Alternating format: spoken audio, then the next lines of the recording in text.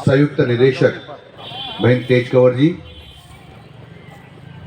उपस्थित क्षेत्र के सभी सम्मान्य महानुभाव, अधिकारीगण, यहाँ उपस्थित छात्र छात्राओं और मित्रों, मैं आप सबको बधाई देना चाहता हूं और विशेषकर बच्चों को। बहुत इंतजार के बाद ये निःशुल्क साइकिल वितरण का कार्यक्रम हो रहा है। साइकिल चलाने का अभ्यास हमको करना ही होगा, चाहे बच्चे हों, चाहे जवान हो, चाहे वृद्ध हो, क्योंकि लगातार प्रदूषण बढ़ता जा रहा है। अंधाधुंध वाहनों के प्रयोग से, बड़े वाहनों के प्रयोग से जो डीजल और पेट्रोल चलते हैं, उसके कारण से प्रदूषण फैलता जा रहा है। सब पर्यावरणविदों की मांग है, उनका सुझाव है कि पर्यावरण और अपने स्वास्थ्य को सुधारने के लिए हमको साइकिल का उपयोग करना ही चाहिए। इसलिए अब साइकिल की भूमिका बढ़ गई है, इसकी महत्ता भी बढ़ गई है। और अब तो मैं सुन रहा हूं कि साइकिल पथ बनने लग गए शहरों में, कि साइकिल चलाने की जगह होगी, आप साइकिल चला सकते हैं। जिस प्रकार से घूमने के पथ बनते हैं मॉर्निंग वॉक के लिए, इसी प्रकार से बनने लग गए हैं। इसलिए बच्चों, आपको हमेशा अपना स्वास्थ्य ठीक रखना है। तो जो आपको साइकिल दी गई है, उसका पूरा उपयोग करें। वो केवल स्कूल आने के लिए ही नहीं है, स्कूल आने के लिए तो है ही, पर केवल स्कूल आने के लिए ही नहीं है। उसका रोज रोज अपने कहीं दाएं बाएं 2-4 किलोमीटर आना जाना हो तो साइकिल से हमको आना जाना ही चाहिए, ताकि हमारा स्वास्थ्य ठीक रहता है। और हमारे देश में ही नहीं, पूरे विश्व में इस प्रकार की मांग बढ़ने लग गई है। इसलिए आज आप साइकिल प्राप्त कर रहे हैं, इसलिए आपको बहुत बहुत बधाई देता हूं और मैं अपेक्षा करता हूं कि आप साइकिल का पूरा उपयोग करेंगे। जैसी मेरे को जानकारी दी गई है कि यहाँ 4713 साइकिल 16 जगह पर वितरण होगी। कल भी नया गांव में हमने साइकिलों का वितरण किया था। आज हम यहाँ साइकिलों का वितरण कर रहे हैं। यहाँ साइकिल पाने वाले बालक बालिकाएं, विशेषकर बालिकाएं हैं ना, बालिकाएं 1530 है। उसमें से हम प्रतीकात्मक 50 बच्चियों को अभी साइकिल दे रहे हैं। कुछ असेंबल होना बाकी है, शायद 1-2 दिन में सबको मिल जाएगी। पर अभी हम भौतिक रूप से लगभग 25 बालिकाओं को 25 निःशुल्क साइकिलों का वितरण करेंगे। ये मुझे खुशी इस बात की है, क्योंकि मैं इस विद्यालय के पड़ोस में ही रहता हूँ, कि ये विद्यालय अच्छे विद्यालयों की गिनती में आता है। यहाँ का रिजल्ट, यहाँ का अनुशासन, स्वच्छता शायद कोटा शहर में सबसे अच्छी होगी। इसलिए मैं बच्चों को, अध्यापकों को, यानी पूरे विद्यालय परिवार को बधाई देता हूँ। शिक्षा ही हम सब लोगों को रास्ता दिखाती है। हमारे जीवन में शिक्षा न हो तो हम सुनने हैं। आपने पशुओं को भी देखा होगा, कुछ पशुओं को भी शिक्षा दी जाती है, पर आपने पशुओं को देखा होगा, उनको कोई शिक्षा नहीं देता। लेकिन कुछ गिने चुने पशु ऐसे हैं जिनको शिक्षा देते हैं, तो हमसे भी ज़्यादा अच्छा काम करते हैं। आपने देखा होगा कुत्तों को, जो हम पता नहीं कर सकते हैं, वो सब पता करके हमको बता देते हैं। इंसान भी उनका सहारा लेता है। इसलिए शिक्षा बहुत महत्वपूर्ण है। परंतु केवल शिक्षा ही महत्वपूर्ण नहीं है, उसमें संस्कारों का समावेश नहीं हुआ, और यदि संस्कार नहीं जोड़े गए तो शिक्षा भी व्यर्थ है। क्योंकि मैं ज्यादा जानता नहीं हूं, समझता नहीं हूं, गांव का आदमी हूं, लेकिन मैं इतना सुना जरूर है मैंने कि देश के खिलाफ कार्रवाई करने में, आतंकवादी गतिविधियों में शामिल होने में, देश को नुकसान पहुंचाने में कई ऐसे बड़े बड़े लोग जिनको कह सकते बहुत पढ़े हैं, गोल्ड मेडलिस्ट भी पाए गए हैं, वो भी आतंकवादी गतिविधियों में देश को नुकसान पहुंचाने में शामिल पाए गए हैं। इसका अर्थ हुआ कि किताबी ज्ञान तो उनको बहुत था, लेकिन संस्कार नहीं थे, देश के प्रति श्रद्धा का भाव नहीं था। तो देश के प्रति श्रद्धा और समर्पण का भाव नहीं होने से कई बार हमारे देश का ही नुकसान करने लग जाते हैं, देश का ही अपमान करने लग जाते हैं, देश को ही तोड़ने लग जाते हैं। तो ऐसा ज्ञान कोई मतलब का नहीं। इसलिए मैं कई बार कहता हूं कि इसमें संस्कारों का समावेश बहुत जरूरी है। अब संस्कार कहां से मिलेंगे? संस्कार 3 जगह से मिलते हैं जहां तक मैं सोचता हूं।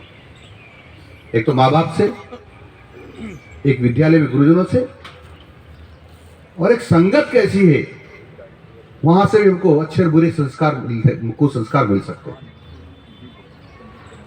इसलिए हमको सावधानी बरतनी पड़ेगी, क्योंकि हम माँ बाप भी हैं, किसी के बड़े भाई भी हैं, किसी की बड़ी बहन भी है। तो हमको हर पल ध्यान रखना पड़ेगा कि जो कुछ मैं कर रहा हूं उससे मेरा छोटा भाई, छोटी बहन, मेरे बच्चे सीख रहे हैं, और उससे सीखने का हम अच्छा नहीं करेंगे तो अच्छा नहीं सीखेंगे, बुरा करेंगे तो बुरा सीखेंगे। इसलिए हमको हर पल ये ध्यान रखना पड़ेगा यदि हमारी जनरेशन को ठीक रास्ते पर रखना है। तो अध्यापकों को भी केवल वही अध्यापक में अच्छा नहीं मानता कि जो केवल अच्छे नंबर दिलाता हो, परंतु अच्छे नंबर दिलाने वाला टीचर यदि संस्कारित हो तो ऐसे कहते हैं कि सोने में सुहागा हो जाता है। इसलिए शिक्षकों को भी ध्यान रखना पड़ेगा कि मेरे यहां उपस्थित होने से यदि कोई गलत काम कर रहा हूं, ऐसा काम कर रहा हूं जिस पर बच्चों पर बुरा असर पड़ेगा, तो एक तो शिक्षक तो बिगड़ा हुआ होगा ही, लेकिन उसके कारण से कितने बच्चों पर कुसंस्कार पैदा होंगे, इस बात का हमको ध्यान रखना चाहिए। कई बार लोग कहते हैं मैं शराब पीता हूं तो किसी के पैसा थोड़ी पीता हूं, मैं गुटखा खाता हूं तो किसी के पैसे का थोड़ी खाता हूं, और झूठ बोल दिया तो क्या हो गया? मेरी पढ़ाई देखिए आप, 100 में से 100 नंबर आ रहे हैं।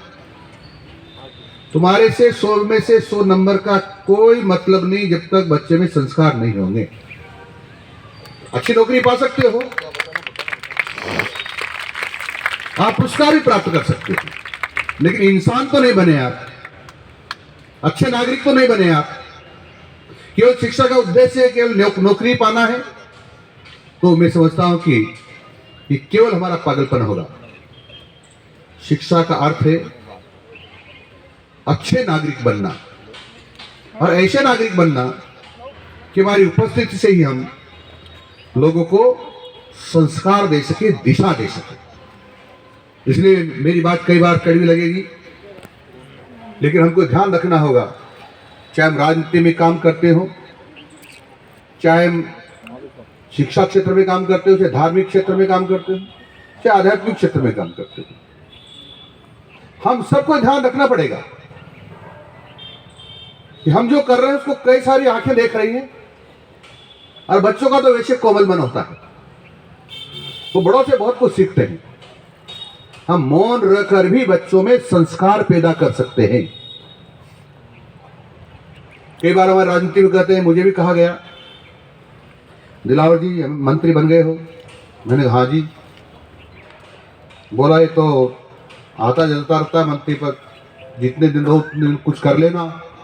मैंने क्या करना है भाई? बोला 2-5 करोड़ रुपए तो कमा लेना, ना तो फिर बच्चों का क्या होगा, है ना। बच्चों का वही होगा जो भगवान ने चाहा, बच्चों का वही होगा जो भगवान ने चाहा। क्यों राजनीति में इसलिए आए? बेईमानी करने के लिए, पेट भरने के लिए। पेट तो सुअर भी भरते हैं, वो तो भूखे रहते नहीं है, उनके बच्चे ही भरते हैं। परंतु हमको पीछे आने वाली जनरेशन को भी सिखाना है, और हमारी आने वाली जनरेशन हमको देख करके बिगड़ रही है, बेईमान हो रही है, तो कितने लोगों में उसका कुप्रभाव पड़ेगा, और उसके कारण से हमारे देश को बहुत बड़ा नुकसान होगा। देश का नुकसान करना भी राष्ट्रद्रोहिता है, देश को कमजोर करना भी राष्ट्रद्रोहिता है। हम देश के साथ दुश्मनी कर रहे हैं। फिर हमारे छात्र छात्राएं और माँ बाप से कर रहा हूं, और बच्चे और बच्चियां, और मैं जिनके मित्र हैं उनसे भी कर रहा हूं कि उनसे सबके मित्र अच्छे संस्कारित होना चाहिए। ये हम सबकी ड्यूटी है, ये करने से काम नहीं चलेगा। क्यों मानता ही नहीं? क्यों नहीं मान रहा है? क्योंकि आपने शुरू में छूट दे दी है, अब बीच में मनाने की कोशिश कर रहे हो, तो संभव नहीं होगा। कई बार हो जाता है पर अधिकतर बार नहीं होता है। इसलिए हमेशा ये ध्यान रखना कि हम कहीं हमारे जीवन में न्यूनता तो नहीं जिसके कारण से हमारी आने वाली जनरेशन बिगड़ रही हो। और मेरा ये मानना है, जो ईमानदारी से काम करता है, कुछ क्षण कुछ पल उसको कष्ट हो सकते हैं, लेकिन अंततोगत्वा भगवान उनके साथ होता है, और वह सफलता को जरूर प्राप्त करता है जैसा उसने सोच रखा है।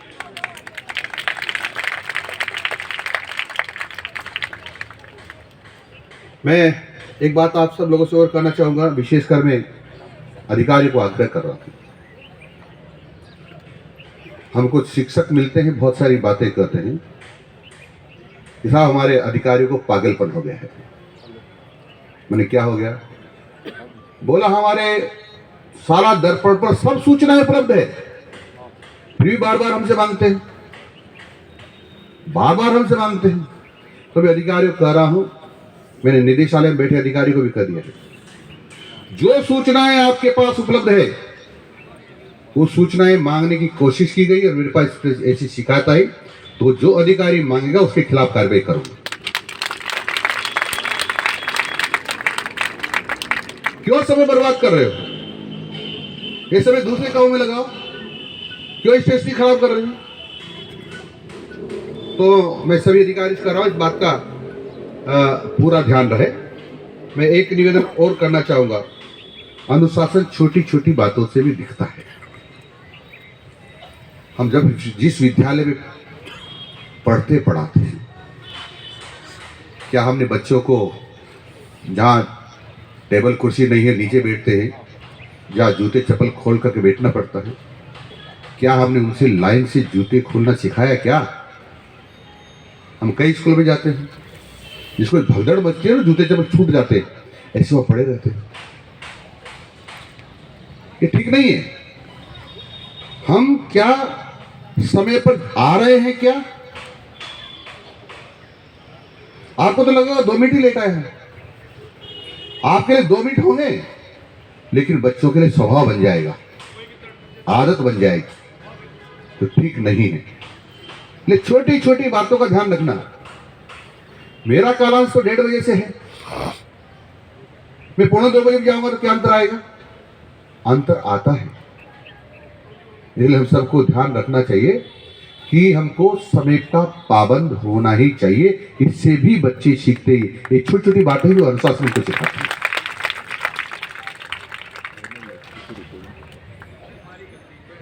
मुझे कई बार बहुत कष्ट होता है, हमारे समाज के लोग तो पिछड़ गए होंगे,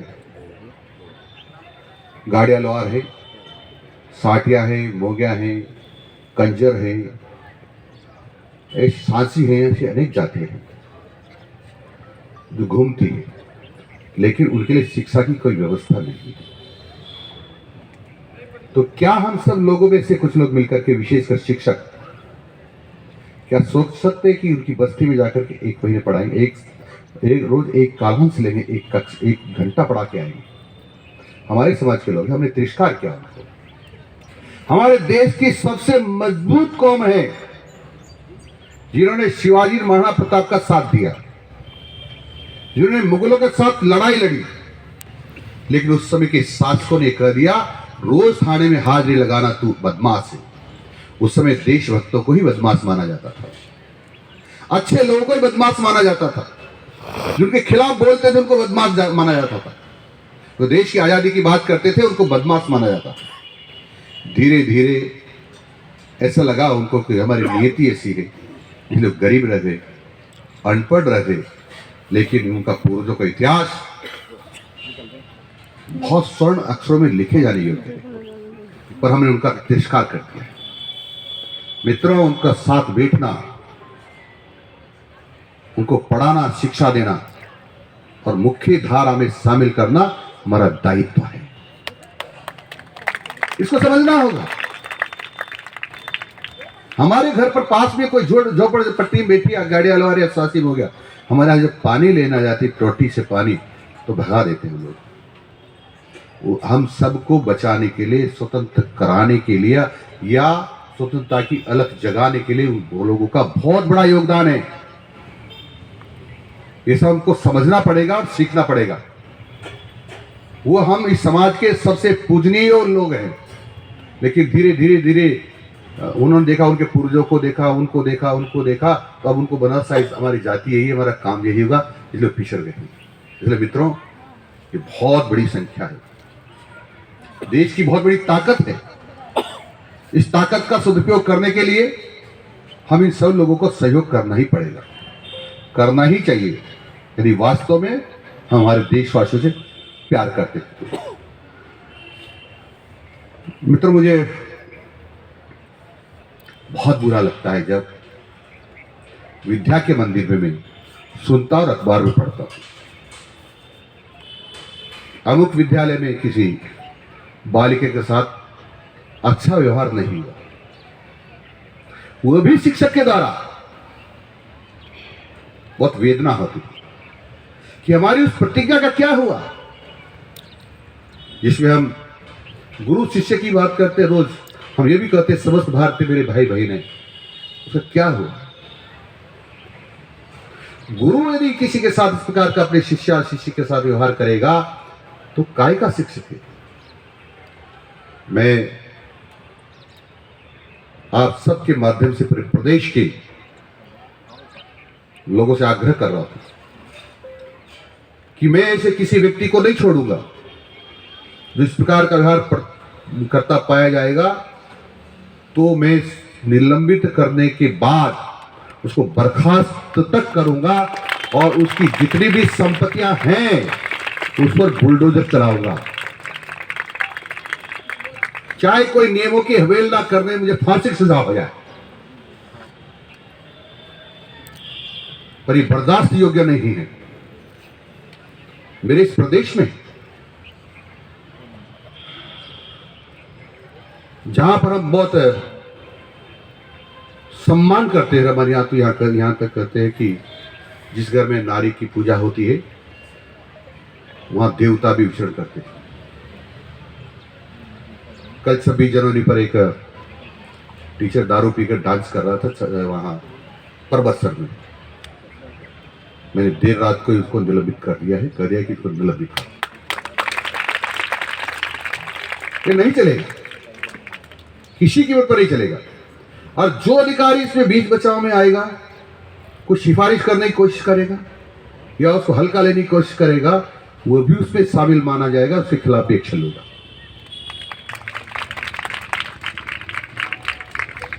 मित्रों, सारी भाषा का ज्ञान हमको होना चाहिए। जितनी भाषा है इस देश में सबका ज्ञान प्राप्त करना चाहिए, का आपत्ति नहीं। विद्यालय भी बहुत खोलना चाहिए, लेकिन ऐसी मूर्खता कभी नहीं करनी चाहिए। विद्यालय खोल रहे हैं लेकिन बिल्डिंग नहीं है, विद्यालय खोल रहे हैं लेकिन अध्यापक नहीं है। ऐसे का क्या करेंगे भाई? कौन पढ़ाएगा उनको? अंग्रेजी विद्यालय खोलने का मैं भी हामी हूं, खोलना चाहिए, पढ़ाना चाहिए, ज्ञान तो होना ही चाहिए, लेकिन इस प्रकार के विद्यालय खोल दिए हैं जहां पर न तो अध्यापक हैं न भवन है। मैं इसकी समीक्षा कर रहा हूं और मैंने कह दिया अधिकारियों से, बच्चों के हित की कीमत पर मैं किसी से समझौता नहीं करूंगा। यदि मुझे लगा कि इस प्रकार की व्यवस्था से नुकसान हो रहा है, बच्चों का नुकसान हो रहा है, तो नहीं होने दूंगा। ये मैं आपको निवेदन कर रहा हूं।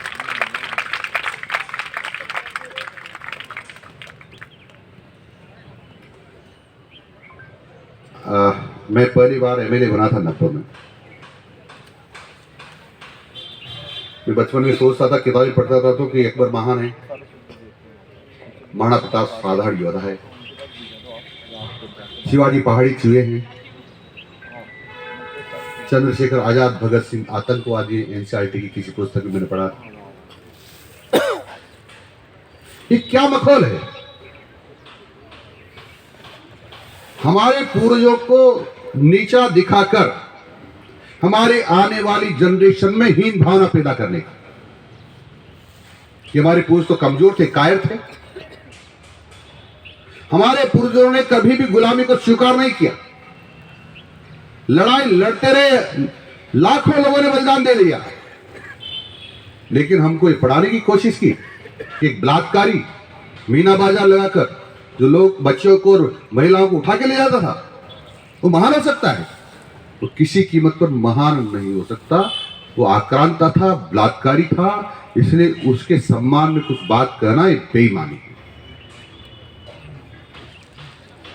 ऐसे ही कई महापुरुषों के बारे में मैं इसकी भी समीक्षा करूंगा। जहां हमारे बच्चों या हमारे जो पूर्वज उनका इतिहास जहां तोड़ मरोड़ कर गलत तरीके से हमारे बच्चों में हीन भावना पैदा करने की दृष्टि से जो पढ़ाया जा रहा है, उसकी समीक्षा करके ऐसे में संशोधन करेंगे। ये मैं आपसे निवेदन कर रहा हूं।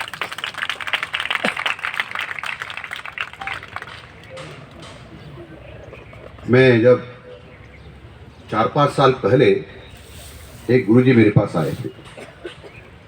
सर, हमारे स्कूल में एक नोटिस आया है कि सरस्वती मां की मूर्ति तुमने किसके आदेश से लगाई? पागलपन हो गया आदेश देने वालों में। आई थी क्या? ऐसा सुना था क्या आपने भी? सुना था? सरस्वती मां की मूर्ति या चित्र तुमने किसके आदेश से लगाया? क्या करना चाहते थे लोग? सरस्वती मां की पूजा मत करो। विद्या मंदिर में शिक्षा सरस्वती मां की पूजा नहीं होगी तो कहां होगी? मैं सबसे आग्रह कर रहा हूं पूरे आपके माध्यम से पूरे राजस्थान के शिक्षण संस्थाओं को कि सब में मां सरस्वती का चित्र या मूर्ति होना ही चाहिए। इस प्रकार की व्यवस्था करें।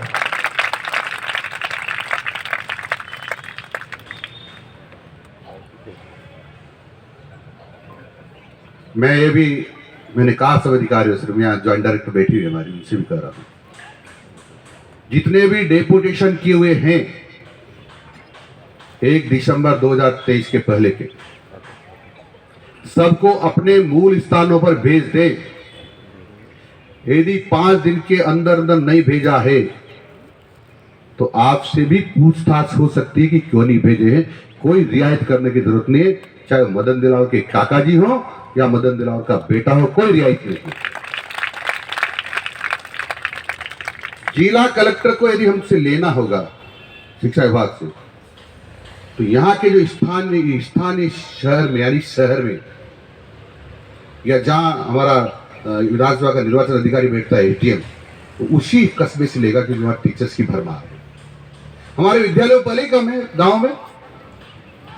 अब यहां से इटावा से उठाकर क्या लगा रहे हैं, सांगो से उठाकर क्या लगा रहे हैं, रामगढ़ी से उठाकर यहाँ लगा रहे हैं। इसका मतलब आप या तो तुम पैसे खा के लगा रहे हो या वो तुम्हारी चमचागिरी करते चले लगा रहे हो, ये नहीं चलेगा।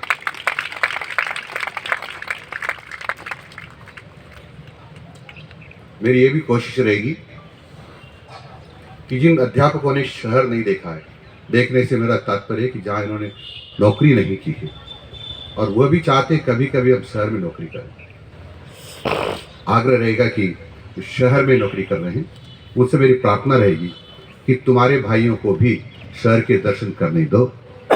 ये मेरी उनसे भी प्रार्थना है। इसलिए ज्यादा कुछ मैं नहीं कहना चाहता, 2-3 बातें मैं आपसे और करना चाहूंगा कि माननीय प्रधानमंत्री जी का एक सपना है कि पूरा देश साफ सुथरा दिखाई देना चाहिए। साफ सुथरा, रोज साफ सुथरा दिखाई देना चाहिए। साफ सुथरा दिखाई देगी तो कई सारे फायदे हैं। जो चिकित्सा विभाग का बजट हमारा अरबों में होता है वो नीचे आ सकता है। जो हमारे यहां लोग गंदगी से जो बीमारियां पैदा होती है उससे जो लोग मरते हैं बच सकते हैं। जिस प्रकार से हमारा जो स्वस्थ शरीर नहीं रहता है तो विचार भी हमारे स्वस्थ नहीं आते हैं, अच्छे नहीं आते हैं, तो हमारे मनों में भी अच्छे विचारों का उत्सर्जन होगा, प्राकट्य होगा। लगातार इस बात की चिंता कर रहे हैं। माननीय भजन लाल जी जो अपने मुख्यमंत्री उनके नेतृत्व में शिक्षा विभाग ने भी निर्णय किया है कि हमारे विद्यालय, क्योंकि शिक्षा विभाग में मैं बोल रहा हूं इसलिए मैं विद्यालय सारे के सारे साफ सुथरे दिखने ही चाहिए, चाहे वो शौचालय हो चाहे मूत्रालय हो, चाहे अपना ऑफिस हो चाहे प्रांगण हो।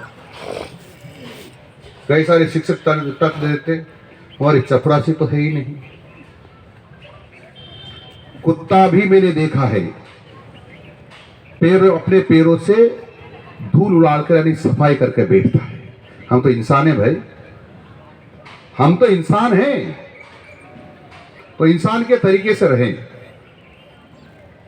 और इसलिए विद्यालय में कार्यरत सभी अध्यापकों से, बच्चे जो अध्ययन कर रहे हैं उनके अभिभावकों से, उस क्षेत्र के जनप्रतिनिधियों से निवेदन रहेगा कि एक महीने में एक बार कोई तिथि कर ले, सब मिलकर के एक बार पूरे विद्यालय की सफाई करें। तो मैं सोचता हूँ विद्यालय चमचमाता रहेगा। और रोज अब सफाई करने के लिए जो हमारे पास थोड़ा बहुत पैसा मिलता है उसमें, और वो कम पड़ता है, तो हम, ये तो शहर है, हम यहाँ के भामाशाहों से बात करें और से बात करें, जहां जहां से हम सहायता प्राप्त कर सकते हैं वहां से सहायता प्राप्त करके हमारे विद्यालय को स्वच्छ रखें, ये मेरा आग्रह रहेगा। क्योंकि बच्चों का स्वच्छता का ज्ञान नहीं दिया हमने तो ठीक नहीं होगा, अच्छा नहीं रहता है। ये मेरी प्रार्थना रहेगी। सूर्य सप्तमी 15 फरवरी को आ रही है। सूर्य भगवान की आराधना का बड़ा महत्व है। हमारे विद्वान ऐसा कहते हैं कि जो मेडिकल की भाषा में विटामिन डी शीर जो कहते हैं वो तो मिलता ही मिलता है, उसके साथ साथ हमारे ज्ञान में भी वृद्धि होती है, हमारा शरीर भी स्वस्थ रहता है, अच्छे विचार भी आते हैं। इसलिए हमारे पूर्वजों ने कहा है और वो करते हैं कि सूर्य को पानी चढ़ा रहे।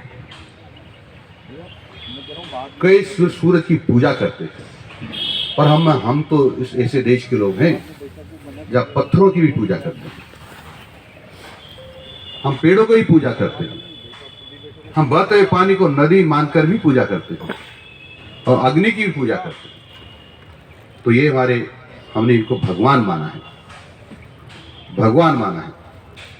तो फिर सूर्य भगवान तो पूरे विश्व को प्रकाश देता है, प्रकाशमान रखता है, अंधेरे को हटाता है, हमारे जीवन में प्रकाश देता है, तो उसकी आराधना क्यों नहीं करना चाहिए। और इसीलिए मैंने 3-4 दिन पहले कहा था कि आज से ही सभी विद्यालय या अन्य शिक्षण संस्थाओं में सूर्य नमस्कार का प्रार्थना के समय 15 मिनट कम से कम अभ्यास करें, ताकि सूर्य सप्तमी के दिन हम अधिक से अधिक लोग सूर्य नमस्कार सीख जाएं और सब मिलकर के पूरे राजस्थान में एक साथ सूर्य नमस्कार करेंगे तो मैं समझता हूँ वर्ल्ड रिकॉर्ड बनेगा कि राजस्थान ऐसा प्रदेश है हिंदुस्तान में जहाँ इतने करोड़ों लोगों ने एक साथ सूर्य नमस्कार किया। मुझे आशा है स्वच्छता के कार्यक्रम में और सूर्य सप्तमी पर जो भगवान सूर्य की आराधना करेंगे उसमें आप सब लोग सहयोग करेंगे, ऐसी मेरी प्रार्थना है। इसमें कोई महिलाओं को, लड़कियों को छूट हो ऐसा नहीं, इसमें कोई वृद्धों को, जवानों को या बच्चों को छूट हो ऐसा नहीं, हम सबको मिलकर के करना है। अब एक ने कहा साहब नहीं करना था, इसलिए उसने कहा साहब कराएगा कौन, हम तो जानते ही नहीं। किसी भी योग शिक्षक को पकड़ के ले आइए, 5 मिनट में पूरा सूर्य नमस्कार आपको सिखा के चला जाएगा। ज्यादा टाइम लगता नहीं, उसमें ज्यादा टाइम लगता नहीं है, बहुत बड़ा काम नहीं है। आजकल तो मार्केट में उसे कैलेंडर ही मिलते हैं, उसे पूरा होता है कि इसमें कैसे कैसे सूर्य नमस्कार करना है और सूर्य नमस्कार की उपयोगिता क्या है ये मिलती है। ये सब अध्ययन करके सब लोगों को ही बताओ, सूर्य नमस्कार भी करो। और सूर्य नमस्कार के आधार पर तो बाबा रामदेव जी ने पूरे विश्व में तहलका मचा दिया है। और ये देख करके देश के प्रधानमंत्री श्री नरेंद्र जी मोदी ने 21 जून को पूरे विश्व को योग सूर्य नमस्कार करना सिखा दिया है और सब ने इसको स्वीकार किया। बोले सूर्य नमस्कार कोई सामान्य नहीं है, हमारे जीवन का अंग बनना ही चाहिए। और जो हमको प्रकाश देता है, अंधेरे को भगाता है, उसकी आराधना हमको करना ही चाहिए। मेरे को पूरी अपेक्षा है कि आप स्वच्छता के इस कार्यक्रम में और इस सूर्य सप्तमी की जब सूर्य नमस्कार हम सब लोग करेंगे उसमें सब सहभागी होंगे। मैं अभिभावकों से भी कह रहा हूँ, तो मैं बच्चों से भी कह रहा हूँ, तो मैं अधिकारी कर्मचारियों से भी कह रहा हूँ, किसी को इससे छूट नहीं है। एक ने मेरे से पूछा क्या सबके लिए ना, हाँ बोला कुछ लोग कहते हैं हम तो एक के अलावा किसी को नमस्कार ही नहीं करते। तो सूर्य नमस्कार में आपको आपत्ति है तो 4 दीवारी चुनाकर सारा उसको चारों तरफ से पैक करा लो, जिससे हवा भी नहीं जाए, उससे बंद हो जाओ, आपको सूर्य नमस्कार दिखाई देगा ही नहीं, सूर्य दिखाई देगा ही नहीं। इसलिए सूर्य सबका भला करता है, सबको जीवन देता है, सबका अंधेरा लेता है, तो फिर क्यों नहीं वंदना होना चाहिए।